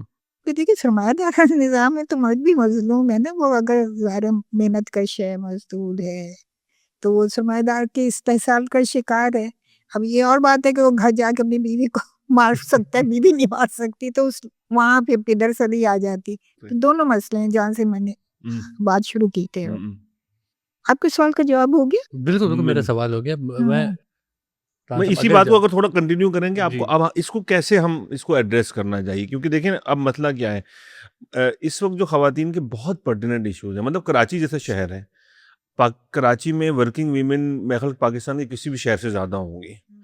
ہم گو کہ انڈسٹریل ورکر کی اگر ہم بات کریں, کیونکہ ہمارے ہاں جو نیشنل نیریٹو ہے اس میں ہم جو کھیتوں میں کام کرنے والی عورت ہے اس کو شاید ورکر بھی نہیں سمجھتے, ہماری شعور, ہمارے کانشیس میں یہ بات شامل نہیں ہوتی. لیکن آپ دیکھیں تو ابھی کچھ سندھ حکومت نے کچھ بہت سے اقدامات کیے ہیں, لیکن ابھی بھی آپ دیکھیں جو انڈسٹریل ایریاز ہیں اس میں جو خواتین کام کرتی ہیں ان کو جو کمیوٹ کے مسائل ہیں, ان کے جو ویجز کے ایشوز ہیں, وہ ہمیں ڈسکورس کا حصہ نظر نہیں آتے. ہمیں حصہ نظر آتا ہے کہ زیادہ تر گفتگو ہوتی ہے, جو کہ اپنی جگہ مسائل ہیں, ڈومیسٹک وائلنس مسئلہ ہے, یہ ساری چیزیں اپنی جگہ ہیں. تو آپ کو نہیں لگتا کہ یہ جو ہماری جو پریورٹیز تھیں جو اس کی, وہ تبدیل ہو گئیں یا وہ بکھر گئیں؟ نہیں, پرائرٹیز تبدیلی میں اگین یہ ایک سفر ہی ہے, کیونکہ دیکھیے جب عورت فاؤنڈیشن میں نے کام شروع کیا تو مجھ سے پہلے ہی, کیونکہ ہم تو چائنا میں تھے جب یہ بنے ہیں, عورت فاؤنڈیشن 96 میں بنی ہے, تو اس وقت ہم چائنا جا چکے تھے, میں تو آ کے جوائن کیا. تو میں بھول گئی میں کیا کہی سوری ہم کیا کہ بھئی یہ جو پیورٹیز آپ کہہ رہی تھی تبدیل نہیں ہوئی یہ ہاں یہ ایک جرنی ہے، ہوں۔ کیونکہ جب شروع میں یہ جو بھی عورت فاؤنڈیشن یا جتنی بھی عورتوں کی تنظیمیں بنی ہیں تو سب سے پہلے انہوں نے موبلٹی، جی عورتوں کی موبلٹی، عورتوں کی تعلیمی کی بات کی، اور بلکہ عورت فاؤنڈیشن نے تو 91 میں ایک کسان عورتوں کی کانفرنس کرائی تھی، جو پاکستان کی ہسٹری میں پہلی عورتوں کی کانفرنس تھی. لیکن پھر ظاہر ہے کہ این جی اوز کی اپنی 12 لمیٹیشنز ہوتی ہیں اور سب کچھ. لیکن میں آپ کو بتانا یہ چاہ رہی ہوں کہ اگر آپ women movement N G Os کو چھوڑ دیں، وومن موومنٹ کے لحاظ سے بھی دیکھیں تو شروع میں یہی باتیں ہوئی ہیں. اب بات یہ ہے نا کہ آپ یہ بات کر رہے ہیں پھر اور نئے مسئلے آ گئے تو آپ نے پھر وہ اگلی بات کو شامل کر لیا، پھر آپ اگلی بات گئے، پچھلی بات تھوڑی پیچھے رہ گئی. وہی ہوتا ہے نا، یہ تو آگے دوڑ پیچھے چوڑ والا. تو یہ سارے مسئلوں پہ باتیں ہوئی ہیں، ہوتی ہیں، لیکن کیونکہ زیادہ گھمبیر قسم کی چیزیں سامنے آ جاتی ہیں تو وہ لگتا ہے کہ شاید مسئلوں کو پہ بعد میں بات ہوئی ہے. شروع بات وہیں سے ہوئی ہے. جی وہیں سے ہوئی. اچھا، میں اس چیز پہ اس آئیڈیا کی کی حد تک میں گفتگو رکھنا چاہ رہا تھا کہ منا صاحب یہ بتائیں کہ اگر ہم جینڈر پولیٹکس کے اوپر ہم بات کریں اور جینڈر ایشوز اور جینڈر رائٹس پہ بات کریں، کیا ایسا ممکن ہے کہ ہم کلاس کو لیے بغیر، کلاس اسٹرگل، کلاس ایشو اور جینڈر کو انٹرٹوائن کیے بغیر، کیا ہم جینڈر پہ ایک سبسٹینٹیو گفتگو کر سکتے ہیں، یا جینڈر پہ بات کرنے کے لیے کلاس پہ بات کرنا ضروری ہوتی ہے؟ دیکھیں سرمایہ دار نے تو پوری کوشش کی کہ جینڈر ہی پہ بات کریں. یہ جینڈر کا تو شروع ہی ایسے ہوا ہے نا، بلکہ جو میں ابھی ان سے کہہ بھی رہی تھی کہ وہ تنقید جو ہوتی ہے انٹرنیشنل لیول پہ بھی ہوتی ہے کہ یہ مطلب سرمایہ دارانہ نظام کے اندر رہتے ہوئے اس کو کیا گیا تھا. کیونکہ بیسیکلی دیکھیں جو فیمنزم تھا وہ تو سوشلسٹ فیمنزم کے جتنے بھی ڈیمانڈس تھیں یا جو بھی مسئلے مسائل تھے وہ سوشلزم، ان کا حل سوشلزم سے جڑا ہوا تھا. آہستہ آہستہ اس چیز کو ختم کیا گیا بالکل نا، ٹھیک ہے. اب آپ سوشلزم کا نام نہیں لیں. اب لبرل فیمنزم ہاں، ٹرمینالوجی چینج ہوئی. جیسے ہم 70s میں تھے، ہم ترقی کے لیے پروگریس، ہم کہتے تھے ہم پروگریسو ہیں، ہم ترقی پسند ہیں. پروگریس کا لفظ ہی انہوں نے اب ڈیولپمنٹ کر دیا کہ آپ ڈیولپمنٹ کریں. اور اس طرح سے یہ جو آپ کہہ رہے ہیں نا، آپ کو جو سوال ہے، یہ سرمایہ دارانہ اپروچ یہی ہے کہ ایسے ہی کیا جائے تاکہ اصل مسئلہ وہ جو ہے کہ سوشلزم کا اور یہ طبقاتی نظام کو ختم کرنے کا وہ ہو ہی نہ. کیونکہ سرمایہ دار تو یہی چاہتے ہیں نا، اس کے اندر اندر ہی اسٹیٹس کو کے اندر اندر ہی لے لو. تو یہ جو لبرل فیمنزم کی اصطلاح ہے، یہ لبرل فیمنزم کا آئیڈیا، کیا آپ یہ سمجھتے ہیں کہ یہ فیمنزم کے بیسک نظریات سے ہی ٹکرا رہا ہے؟ کیونکہ اگر فیمنزم سوشلزم کے ساتھ گندھا ہوا ہے، اس کے بعد ایک لبرل فیمنزم آتا ہے کہ ہاں ہم اس نظام کے اندر ہی ہوں، یہی نظام سے ہم چند مخصوص لوگ چند مخصوص فائدے لے لیں، لیکن اس کے بعد آئیڈینٹی پالیٹکس کے وہی نعرے لگاتے رہیں. تو کیا آپ یہ سمجھتے ہیں کہ فیمنزم کو جو سب سے چند بڑے چیلنجز میں سے ایک چیلنج لبرل فیمنزم کا ہے؟ چیلنج تو ہے، لیکن یہ کہ مطلب دیکھیے گروپنگ اور ڈفرینٹ آئیڈیالوجی اور ڈفرینٹ تھاٹس تو ہوتی ہیں نا. اب ہم مطلب میں ان پہ شک نہیں کرتی، ہو سکتا ہے وہ صحیح خلوص سے ایمانداری سے یہی سمجھ رہی ہوں کہ بھئی ہم اس سسٹم کی پیداوار ہیں، اس کے اندر رہتے ہوئے ہم تھوڑی اچھائیاں پیدا کر دیں. وہ لوگ کیونکہ ہم لوگ تو بنیادی طور پہ بالکل وہ کہنا چاہیے نا سر کے بل کٹ نظام کھڑا کر دینا چاہ رہے تھے. تو یہ ہے کہ یہ لوگ اسٹیٹس کو کے اندر رہتے ہوئے اصلاحات کی بات کرتے ہیں. اس میں بھی یہ کہ اگر عورتوں کا کچھ فائدہ ہو جائے اس میں کوئی برائی نہیں ہے، لیکن بنیادی طور پہ نظریاتی طور پہ تو یہ جب تک یہ جتنے بھی مراعات یافتہ طبقے ہیں، ان کے جتنے بھی وسائل ہیں، جب تک وہ برابر تقسیم نہیں ہوں گے. اور دیکھیں اس میں ہمیں زیادہ پریشان تو خیر ہونا چاہیے، زیادہ بات کرنے کی ضرورت اس لیے نہیں ہے کہ اب اتنی مہنگائی، اتنی خراب حالت ہو رہی ہے سوسائٹی کی کہ یہ بالکل وہ جو فرانس کا انقلاب تھا وہاں تک جا رہی ہے سچویشن. یہ جینزی وغیرہ کیا یہ ایک دم جو اٹھ کھڑے ہوتے ہیں ایک دم آتا ہے، کیونکہ لوگوں کو جب آپ بہت پریشان کرتے ہیں، اب یہ کہ ان بیچاروں کے پاس آگے کا کوئی لایا عمل نہیں ہوتا، تھوڑا شور بور مچا کے اور تھوڑا کر کے پھر یہ لوگ دبا لیتے ہیں، کیونکہ یہ دیکھیے یہ سرمایہ دارانہ نظام سے بھی آگے کے دور میں ہم رہ رہے ہیں، نیو لبرلزم میں، جو زیادہ صفاق ہے، زیادہ خونخوار ہے، غریبوں کا خون چوسنے کے حوالے سے، تو وہ ادھر پھر جانے نہیں دیتے نا، وہ سوچتے ہیں ادھر ہی عورتوں کو بھی خوش کر دو، مزدوروں کا تو اپنے ڈر ہی نہیں رہا، وہ ظاہر ہے مزدوروں کا تو ٹریڈ یونین وغیرہ بالکل ختم کر دی انہوں نے، اور ذرا سا وہ کرتے ہیں تو اگلے دن ان کی نوکری ختم ہوتی ہے اور گیٹ کے بعد 50 لوگ اور کھڑے ہوتے ہیں کہ جی ہمیں رکھ لو. تو بات یہ کہ اصل مسئلے کو سمجھنا ضروری ہے کہ وہ جب تک یہ منصفانہ وسائل کی تقسیم نہیں ہوگی. اچھا، ایک ٹرانزیشن تو آپ نے پاکستان میں دیکھی، آپ نے بلکہ کئی ٹرانزیشن دیکھی جس جنریشن سے آپ کا تعلق ہے. ایک ٹرانزیشن آپ نے چائنا میں بھی دیکھی، وہ وقت دیکھی. My God, no. آپ اور احفاظ، اچھا ہم کہانی اگر وہاں سے شروع کریں، احفاظ صاحب سے آپ کی شادی ہوگی 70s میں ہی ہوئی شادی، تو آپ لوگ پھر چائنا کب گئے؟ اس کے بعد ہم 85 میں 85 میں آپ چائنا چلے گئے. تو اب وہ جو دور تھا وہ تو میرا کلچرل ریولوشن والا ٹائم تھا وہاں پر. نہیں ہم اوپن ڈور پالیسی میں، اوپن ڈور پالیسی میں گئے ہیں آپ لوگ. تو اس وقت چائنا میں کلچرل ریولوشن جب شادی سے پہلے الفاظ گئے تھے. اچھا وہ دیکھ کے آئے ہیں کلچرل. اچھا انہوں نے دیکھا. ہاں لیکن وہ ہماری شادی سے پہلے کی بات. یہ اوپن ڈور پالیسی والا جب دور آ گیا 80s میں، اب آپ بتائیے کہ چین کیسا تبدیل ہو رہا تھا وہاں پہ جب آپ لوگ پہنچے.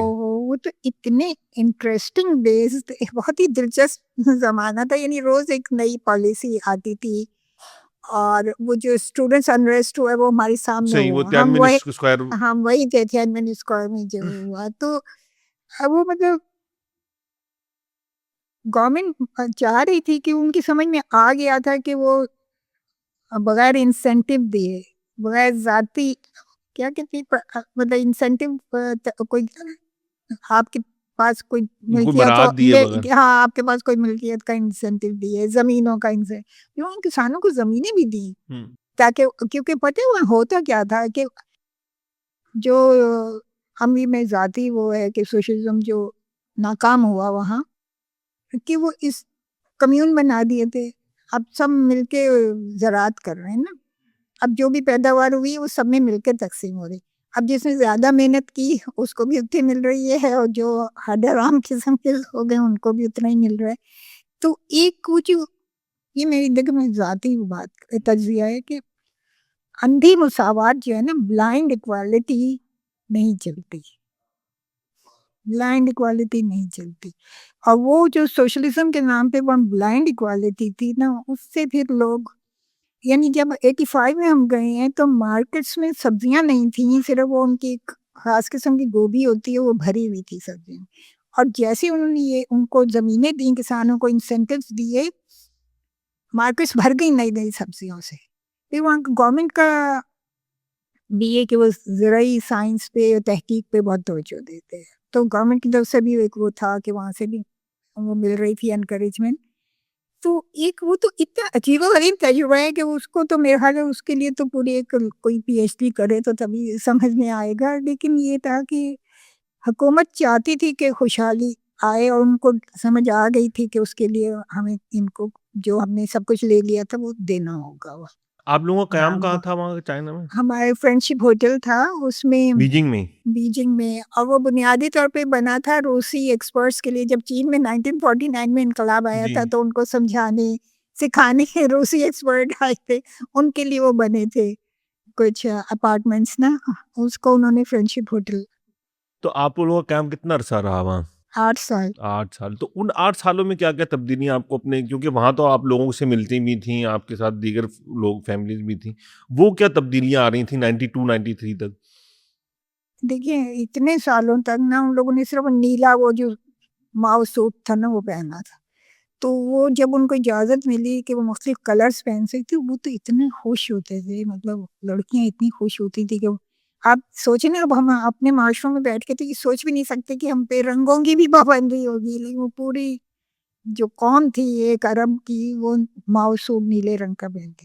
تو وہ جو تبدیلیاں آئیں ان کو اجازت ملی، پھر باہر سے کوپ کلچر آیا، نائٹ کلبز آئے، ڈسکو آیا تو وہ روز ایک نئی تبدیلی آ رہی ہوتی تھی. پھر یہ وہ دیکھتے تھے کہ وہاں باہر جو ہیں وہاں مصوری میں نئے نئے جو مصوری کے اسکول ہیں تو میوٹس بنانا شروع کر دیں. تو وہ جو ماڈلس تھیں اب بھی ایک سوسائٹی کو ایک دم اب کیسے ان کو طلاقیں ہو گئیں, مطلب ایک وہ روز ان کا ہیجان تھا. تو وہ روز ہم دیکھتے تھے کہ روز کوئی ایک نئی پالیسی, یا پھر وہ ہوتا تھا کہ پالیسی بھی گورنمنٹ کی یہ بھی کہ پیسہ کمانا اچھی بات ہے, امیر ہونا اچھی بات ہے. اور پھر وہ ظاہر ہے کہ اب بہرحال ہم لوگ یہاں ایک مذہب ہے تو ہمارے اخلاقی وہ ظاہر ویلیوز بہت اسٹرانگ ہوتی ہیں. تو اب وہ کہہ رہے ہیں پیسہ کماؤ, مذہب وہاں ہے نہیں, کوئی وہ آئیڈیالوجی ختم ہو گئی, کیونکہ اب میں تو کمیونزم کے اگینسٹ بات کر رہے ہیں نا کہ پیسہ کماؤ. تو پروسٹیٹیوشن شروع ہو گیا. یعنی چین واحد ملک تھا جہاں 1949 کے انقلاب کے ساتھ پروسٹیٹیوشن ختم ہوا تھا. اور اس اوپن ڈور پالیسی میں جب آپ گئے تو پھر وہ سب چیزیں بھی آنے, یہ سب ہم دیکھتے تھے. تو جب یہ جرنی شروع ہوئی, جب ٹرانزیشن ہو رہا تھا, لوگ کھل رہے تھے, کیا آپ کو محسوس ہوا کہ چین کے اندر یہ ایک احساس ہے کہ ہم اس سے پہلے غیر فطری طرز زندگی گزار رہے تھے, یا ان کی جو ایک سماج ہے وہ اس پر ڈپینڈنٹ ہے کہ جو آج اسٹیٹ پالیسی ہے وہ کل بھی صحیح تھی, آج جو چینج ہوا وہ بھی آج بھی صحیح ہے, یعنی وہ پی ٹی آئی کے سپورٹر ہو گئے, خان صاحب جو بھی کہیں وہ صحیح ہے. تو کیا ان کا سماجی رویہ کیا تھا؟ ایسا ہی تھا. مطلب وہ پالیسی یا لائن اوپر سے آ جاتی تھی, اس دن اخبار میں چھپ جاتا تھا, اور پوری قوم اس کے پیچھے چل پڑتی تھی اس پالیسی کی. اور پھر بھی وہ جو انریسٹ ہوا اور وہ سب کچھ, تو اس میں جو میں نے دیکھا ہے اور جو میری ہے سمجھ, یعنی مجھے یہ لگتا ہے کہ وہ حکومت اور یہ جو خلاف تھے جو اس کا بھی جمع ہوئی ہیں, جو کچھ پروفیسرز بعد میں بھاگ گئے, ان میں کوئی بنیادی فرق نہیں تھا. حکومت بھی چاہ رہی تھی چیزیں چینج کرنا, اور یہ لوگ بھی چاہ رہے تھے چیزیں چینج کرنا, وہ لیکن حکومت چاہی تھی تھوڑا پیس سپیڈ کا فرق تھا. اصل مسئلہ تھا کہ حکومت چاہیے تھی آہستہ آہستہ کریں, اور یہ لوگ چاہتے تھے راتوں رات امریکہ بن جائیں. اسٹوڈنٹس خاص طور پہ انہوں نے وہ اسٹیچو آف لبرٹی بنایا تھا اسکوائر پہ, اور سارا کے تو بھائی اب ظاہر حکومت میں 60-70 سال سے بڑے عمر کے لوگ ہوتے ہیں, وہاں تھے اس وقت بھی ڈنگ شاپنگ والے سارے, تو وہ لوگ ظاہر انہوں نے اتنا کچھ دیکھا تو وہ آہستہ آہستہ کنٹرولڈ انداز میں سرمایہ داری کو لانے چاہ رہے تھے. اور اسٹوڈنٹس ہوتے ہیں جذباتی, جیسے ابھی بات کر رہے تھے جنزی وغیرہ کی, تو بنیادی فرق کوئی نہیں تھا. حکومت بھی وہی چاہتی تھی, بس تھوڑا سا تھا کہ حکومت چاہی تھی ذرا دھیرے دھیرے حالات تک.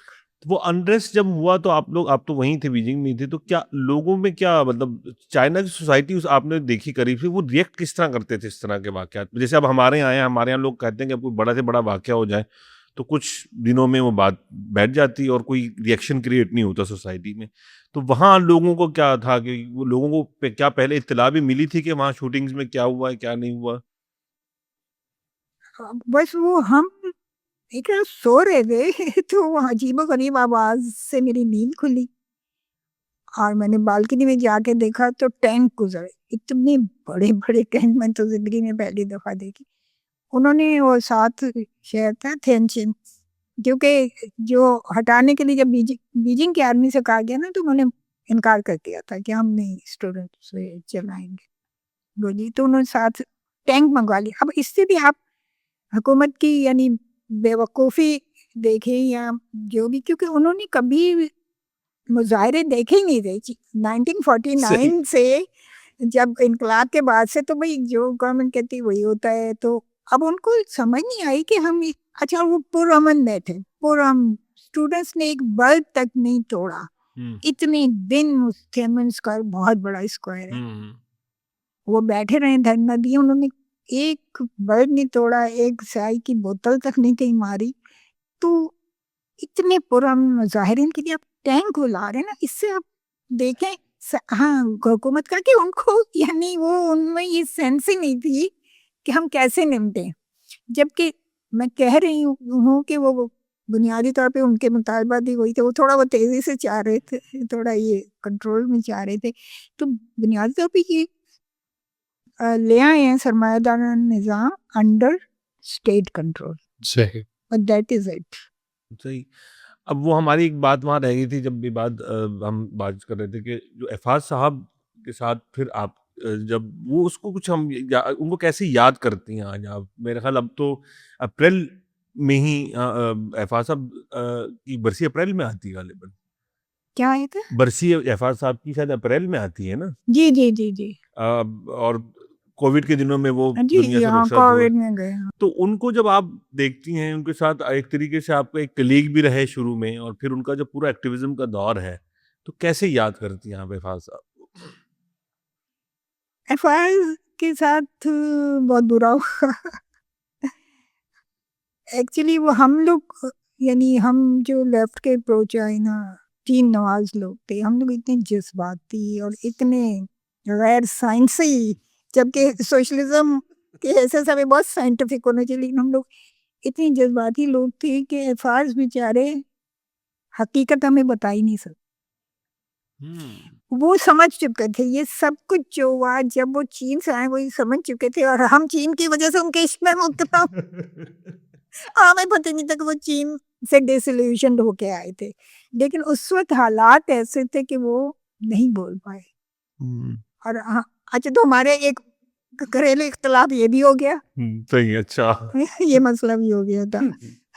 یعنی نظریاتی بنیادوں پہ گھریلو ہاں وہ کیونکہ ایسا تھا نا، جیسے اب اس وقت ہے نا کہ آپ بات کرتے ہوئے ڈرتے ہیں کہ آپ پہ بلاسفیمی نہ لگ جائے، تو اس وقت لیفٹ کے لوگ چین کے خلاف بات کرتے ہوئے لیفٹ کے لوگ بھی کیا ہے کہ حفاظی تھے اکیلے، لیکن انہوں نے کسی کو ظاہر نہیں کیا کہ وہ ڈیسولیوشن ہو چکے ہیں. اور ہم نے شادی اسی چکر میں کی تھی.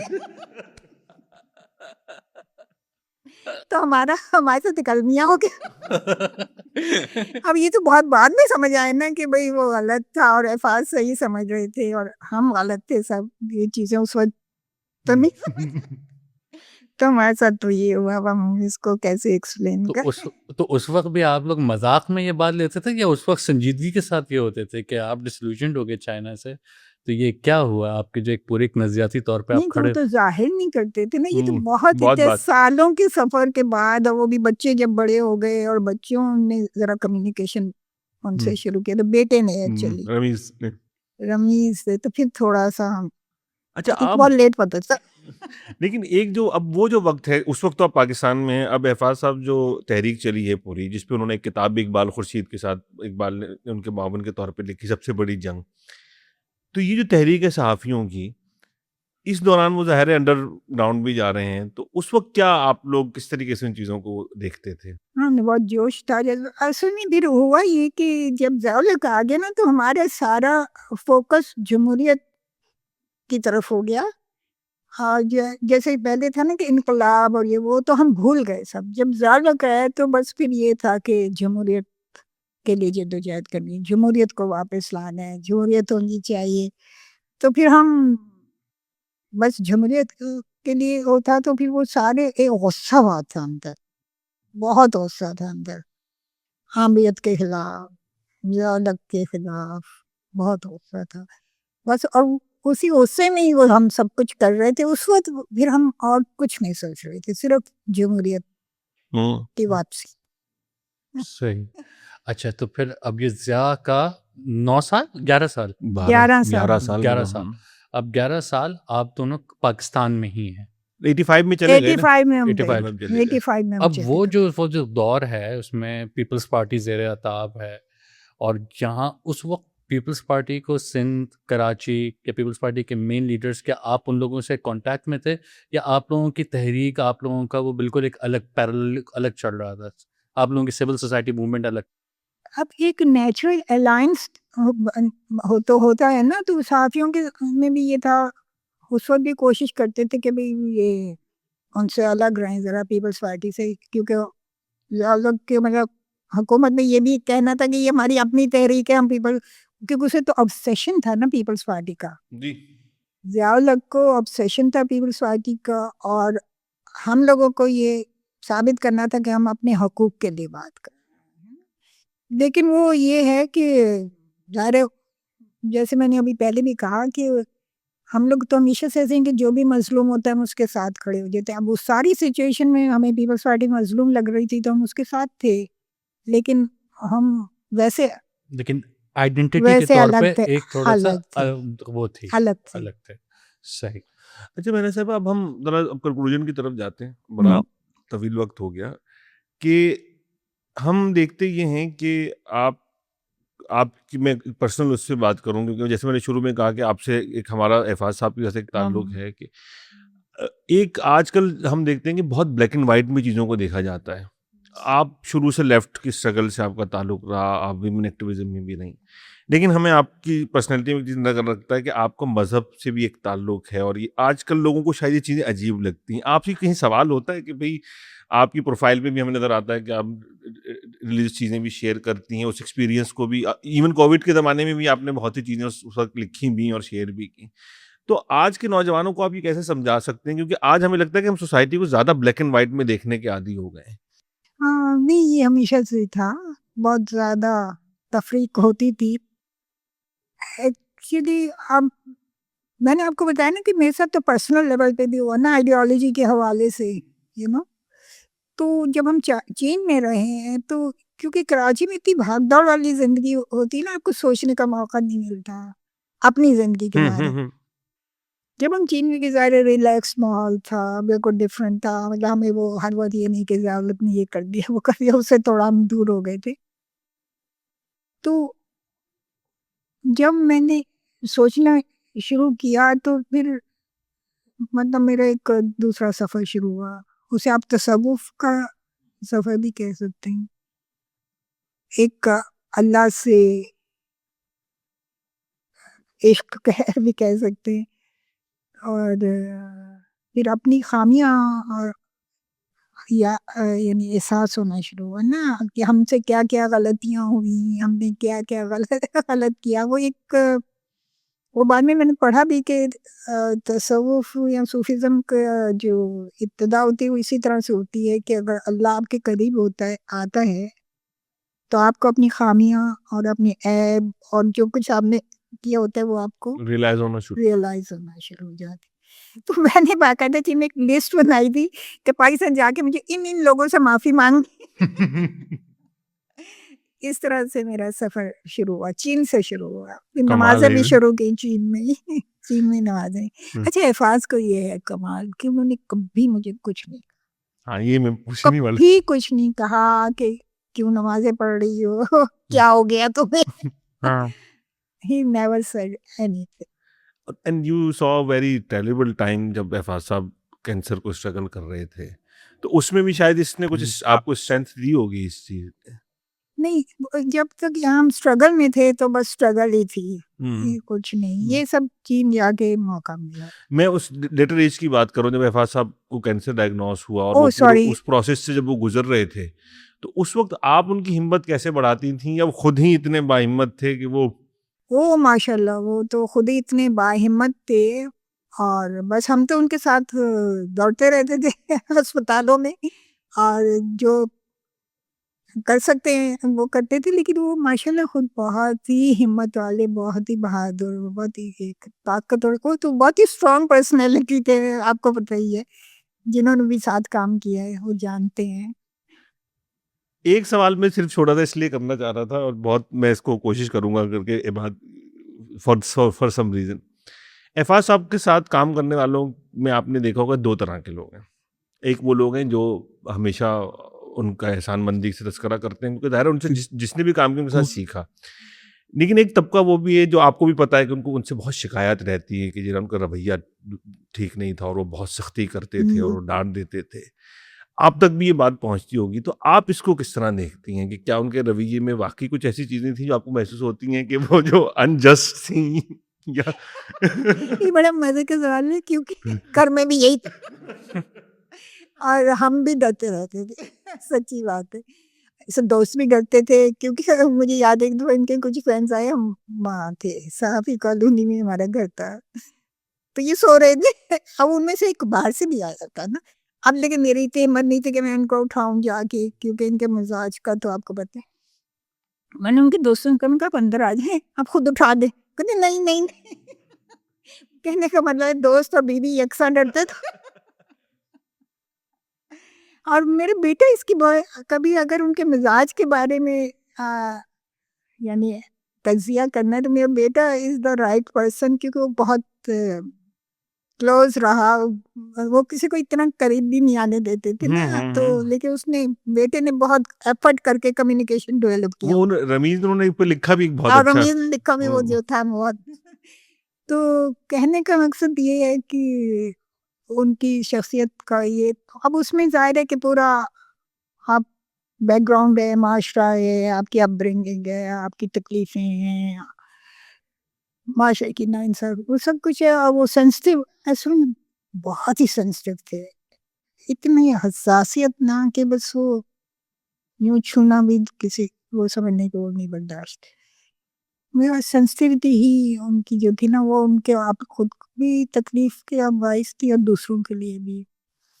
کیونکہ اچھا باتیں ساری صحیح کرتے تھے, لیکن کیونکہ غصے میں کرتے تھے تو وہ لوگ بات کو بھول جاتے تھے اور غصہ یاد رہ جاتا.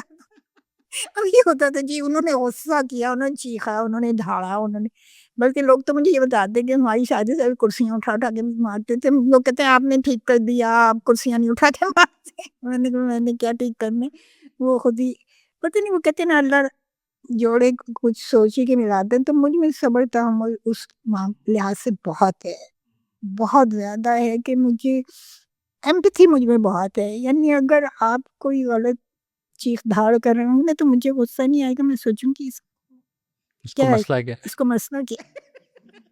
تو ایمپتھی بہت ہے مجھ میں. اور تو ان کا غصہ میں, یعنی ظاہر مجھے اصل جو تکلیف ہوتی تھی کہ پھر وہ غصے میں انہوں نے گھر میں جو مرد کرتے ہیں کہ کمیونیکیشن مجھ سے بند کر دیا تھا. That was the most painful thing for me, کیونکہ میرا جیسا بندہ جسے شادی, ہماری شادی ظاہر ہے کوئی ارینج تو تھی نہیں, وہ ساری تھی ہی نظریاتی. تو کمیونیکیشن جو ہم لوگوں کا آخر میں ناراضگیوں کی وجہ سے ختم ہوئی, تو وہ سب سے زیادہ تکلیف دینے لیے ہوتا, بہت تکلیف دیتا. پھر خیر میں نے اس میں بھی صبر کر دیا تھا, بعد میں بھی خیر بیمار ہو گئے تو بس پھر تو ڈاکٹروں کے چکر بھاگ دوڑ اور سب. تو ہمارے لیے تو خیر اب ہم اس کو یہ ایک ہمارا بات ایک وہ شروع ہو جائے, کیونکہ ہم لوگ جو ہے نا اس میں چلے جائیں گے کہ ایک بہت ویسے ایک تکلیف دہ مرحلہ تھا جب ہم وہ آواز خاموش ہم نے دیکھی کہ وہ بہت تکلیف دہ, جب ان کی آواز چلی گئی وہ بہت تکلیف دہ وقت تھا. وہ بہت, گھر میں بھی بہت ہوتا ہے کیونکہ کوئی بات کرنی تو لکھ کے کر رہے ہیں, اور میں پاس کھڑی منتظروں کا جملہ مکمل ہو تو میری سمجھ میں آئی کہ کہنا کیا. ظاہر ہے وہ بہت تکلیف دہ تھا, لیکن وہ بہت بہادر تھے, انہوں نے وہ گزر گئے اس سے بھی, انہوں نے کب ظاہر نہیں کیا, کبھی اندر ہوگی. تو عباد it's all yours because now you have to conclude it. بس میں سب سے پہلے تو معذرت میڈم, یہ کراچی کی ٹریفک کی وجہ سے میں یہاں پہ لیٹ پہنچا. آخری سوال میڈم, جو وہ ہمارے ایک سینئر جرنلسٹ نصرت جاوید صاحب, تو ان کا جملہ ہے کہ میں اپنی ذات سے صحافی ہوں, میں ذات, تو میرا خیال ہے کہ آپ ذات سے ایکٹیوسٹ ہیں. تو آپ نے ایک پورا ایک بڑی جرنی دیکھی, آپ نے کوئی 40-50 سال کی یہاں پہ جرنی ہے سوشل ورک کی, ایکٹیویزم کی. آپ نے لفظ استعمال کیا کہ میرے اندر ایک ایمپتھی. ہم یہ دیکھتے ہیں کہ معاشرے میں خاص طور پہ ہمارے ایکٹیوسٹ سرکلز کے اندر وہ جو ایمپتھی ہے, چاہے وہ رائٹ ہو, لیفٹ ہو, لبرل ہو, وہ ایمپتھی ختم ہو جاتی ہے, ایک دیواریں آ جاتی.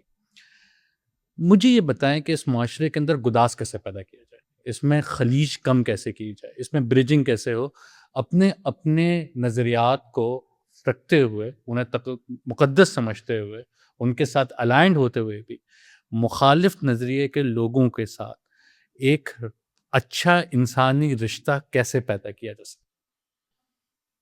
میں بنیادی طور پہ سیاسی ایکٹیوسٹ ہوں, سیاسی ایکٹیوسٹ, اس لیے میں سیاسی جواب دوں گی. اور سوشلسٹ فیمنسٹ ہیں, لبرل فیمنسٹ نہیں ہیں. تو دیکھیے میں بالکل یہ سمجھتی ہوں پورے اس سے کہ صحیح جمہوریت اگر سوسائٹی میں ہو تو یہ مسئلے حل ہو سکتی. صحیح جمہوریت ہو جو انسانی حقوق ہر ایک کے دیے جائیں, ان کا احترام کیا جائے. بیسیکلی جمہوریت بھی علاج ہے, لیکن ہمارے اب اس وقت جو پاکستان میں جمہوریت کے نام پہ جو کچھ ہو چکا ہے, تو اس کے بعد تو سچی بات ہے کہ ہر کوئی کنفیوز ہے کہ جس کی بات کرے, کیونکہ جمہوریت میں بس یہی کہہ سکتی ہوں کہ صحیح جمہوریت اصلی جمہوریت جس کے پیچھے ڈوریاں کوئی اور نہ ہلا رہا ہو، اگر وہ ہو اور سارے انسانی حقوق کی آپ کی رسپیکٹ کی جائے تو یہ مسئلہ حل ہو سکتا ہے۔ بالکل ٹھیک سر، کنکلوژن ریمارکس آل یورس۔ کنکلوژن کے بعد کیا سر، بہت شکریہ مہناز صاحب، اور مجھے ایسا لگا کہ ابھی بہت سی چیزیں تھیں شاید ہم رہ گئی ہیں، تو یو آر آلویز ویلکم، ہم کوئی کوشش کریں گے دوبارہ آپ کو زحمت دیں، لیکن آج میں یہ بات کو بتانا بار بار اس لیے بتا رہا ہوں کہ بات کچھ ہم اپنی ذاتی اس میں بھی بہہ گئے، کیونکہ افاظ صاحب کی وجہ سے ہمارا ایک وہ ہے ان سے ایک ایسا ریلیشن ہے کہ جس کی وجہ سے جو جب بھی یاد آتے ہیں ان سے متعلق لوگ، تو میڈم سے زیادہ کون متعلق ہوگا، تو ذرا ایک ہم اس رول میں جاتے ہیں، تو اس بہانے آج ہم نے افاظ صاحب کو بھی یاد کیا، اور ان کو یاد کرنا ہمیشہ ہی بہت ایک احسان مندی کے ساتھ یاد کرنا ضروری ہے۔ تو آپ کا بہت شکریہ، آپ لوگ اپنے فیڈ بیک سے ضرور آگاہ کیجیے گا، آج کی گفتگو سے ہم نے بہت سی چیزوں کو کور کرنے کی کوشش کی ہے، اپنے کامنٹس کے ذریعے، اپنے فیڈ بیک کے ذریعے سے ہمیں ضرور بتائیے گا، اور ہم کوشش یہ کرتے ہیں کہ سوسائٹی میں ہر طرح کی آوازیں، ہر طرح کے لوگ، ہر طرح کے ایکسپیرینسز آپ تک پہنچائیں، تاکہ ہم چیزوں کو صحیح اور غلط کے طور پہ دیکھیں، بلیک اینڈ وائٹ نہ دیکھیں۔ بہت شکریہ۔ شکریہ۔